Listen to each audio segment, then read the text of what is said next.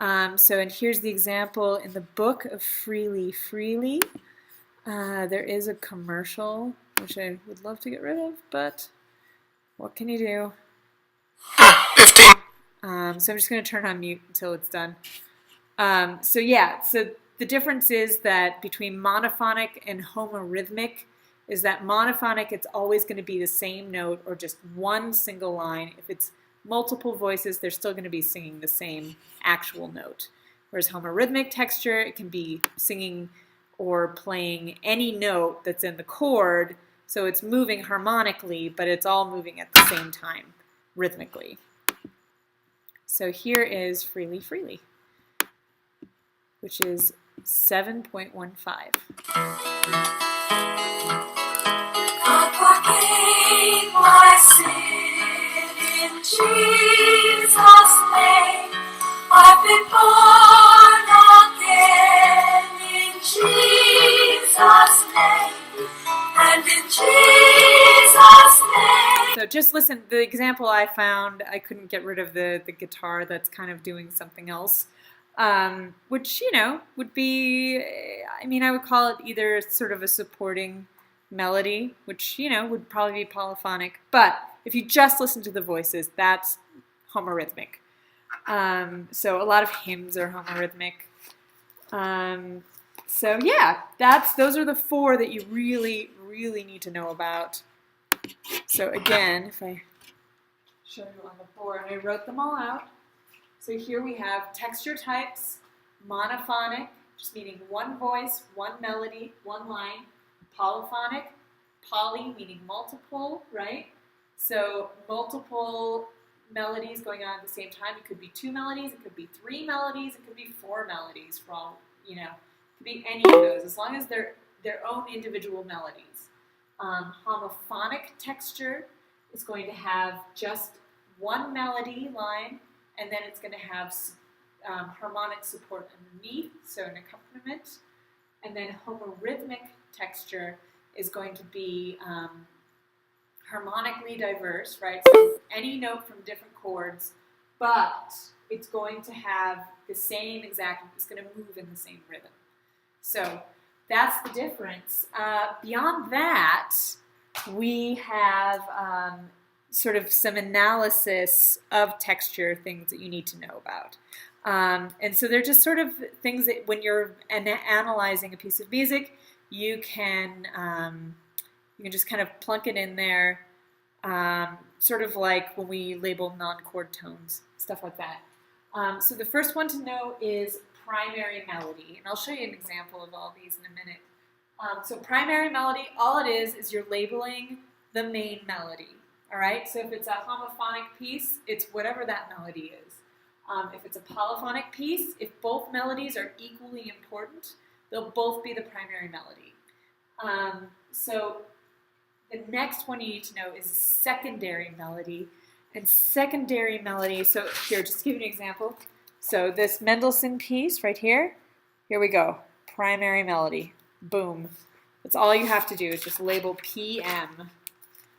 In this case, in 717, you'll see it's a fugue. Each melody seems equally important, so they're both going to be labeled primary melody. All right? So secondary melody is sort of a melodic line that's not quite as significant as the main line. So it's still melody, but it's not the main focus. So a good example of that would be Freely Freely with that weird little guitar thing going on, right? So the main melody, da da da da da, and then the melody with the guitar underneath, that would be the secondary melody. An example of that is from the Crab Canon. As you can see, primary melody, this one, not quite as important. So that would be the secondary melody. And, honestly, it's not black and white. It's your call whether you would call the, a second melody in a canon or a fugue a secondary melody or a primary melody. You just need to make an argument one way or the other. Let's see. So the next option is that you could have is a parallel supporting melody. All right? So an example of that, you mostly see this in homorhythmic content. So, example for a primary supporting melody. Here's our main melody, right? This top line right here, we're calling this the melody. And then everything else underneath that's moving at the same time, right? But is sort of moving in the same, so they're going up when it goes up, they're going down when it goes down for the most part, right? That's going to be a parallel supporting melody, all right? So especially seen with homorythmic content. Let's see, to get rid of whatever is beeping. There, that should do it. All right. So that is parallel supporting melody, and you just put a little PSM if you see it. So as far as non-melodic stuff, we've got support analysis as well. So we have something called static support. So static support is when you see sort of like a pedal tone or a drone note that doesn't move. You'll also see it in anything that's sort of like a chord, a moving chord, but it doesn't actually do anything or move anywhere. It's just the same thing repeated over and over again. So good examples of this right here. You can see in this Bach, we've got this one note, right? This low C that just kind of holds for a while. This is called static support. Another example of this where it's actually moving but not actually changing in any way, right? So we've got this chord that's an A, a D, and an A, right? So this little guy, these three notes right there, which is really just these two notes because the A is just, you know, repeated. It just goes over and over and over again, right? Doesn't actually change in pitch or harmony or in the rhythm. So this would also be labeled static support, all right? The other type of support is harmonic support and rhythmic support. So sometimes you'll see them separate, sometimes you'll see them put together. So you can either see just harmonic support, just rhythmic support, or harmonic and rhythmic support together. So an example of this would be, they don't even give you an example of rhythmic support.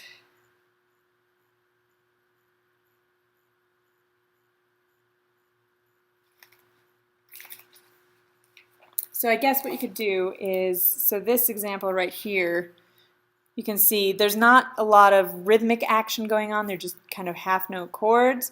So this would be the harmonic support right here. This has a lot of movement going on right here, you can see. Boom, boom, boom. But it's also rhythmically driving, right? So you can call this harmonic and rhythmic support. So it's kind of a combination of both. And then here, you could either label this is actually labeled wrong. You can label this rhythmic support, right? Because it's moving it along. But you could also call this static support because it's not doing anything other than driving along the rhythm. Same with this static support. You could call this rhythmic support, man. Totally call it rhythmic support. Just drives along the rhythm. So you could call it both. You could make an argument for calling it one or the other. It's just up to you as the musician and the scholar. So yeah, that's really all there is to it. The other thing that we have to talk about is textural reduction, and this really just gets into what the requirements are for your homework this week. So textural reduction, really not too difficult. So basically what you're going to do is take, and they do this pretty well in 7.26. You don't particularly want to write this all out, but basically what you're going to do in a textual reduction is take every single note in this chord right here, right? So you've got this one chord, we've got a C, an E, a G, a C, two E's, G, C, E. So you're going to take all of these notes and get rid of any repeats, and you're going to lay them out right here. All right? So you're just going to stack them up. So you've got your C, E, G, C, E. And then when you need to analyze it, you can get rid of any repeats. So we can get rid of this C, we can get rid of this E, and then you're going to get it down into your snowman mode. So it's either got to be line, line, line, or space, space, space. And then you're just going to, it's a C major chord. So you can label it a 1, just like that. So basically you're just taking all these notes and condensing it down to the bare facts, all right?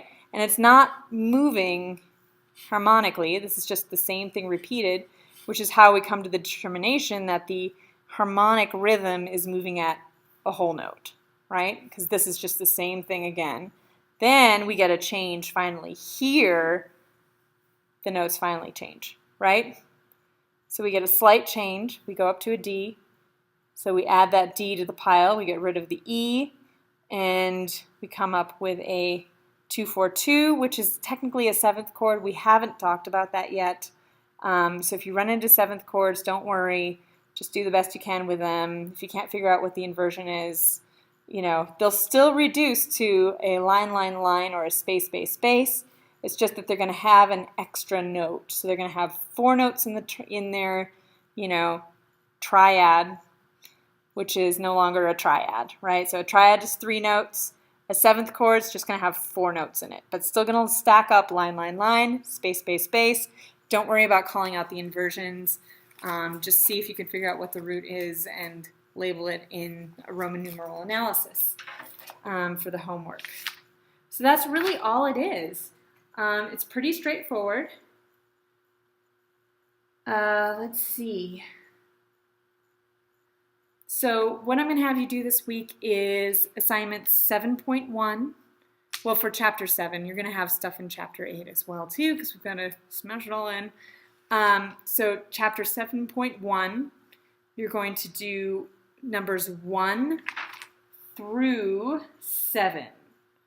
And all you have to do is look at it and label. You see I kind of did the first one for you guys. So you're going to label whether it's polyphonic, monophonic, homophonic, or homorhythmic, right? So in this case, you can see we've got multiple melodies going at the same time, right? So we're going to call it polyphonic, pretty clear. And then we're going to label our melodies. Now you could label this, all 3 of these as primary melodies and say, nope, they're equally important.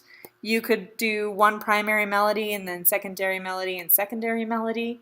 It's up to you. Yeah, you're going to label support down here. And that's pretty much it. Let's see. What else? And then I'm going to have you do 7.2 as well. And that's going to be the textural reduction one. So I'm just going to have you do the first page, just 1 through 3, because it's quite a bit of work. So you're basically going to take all of these down, right? And you're going to take this whole chunk right here, right? This first beat.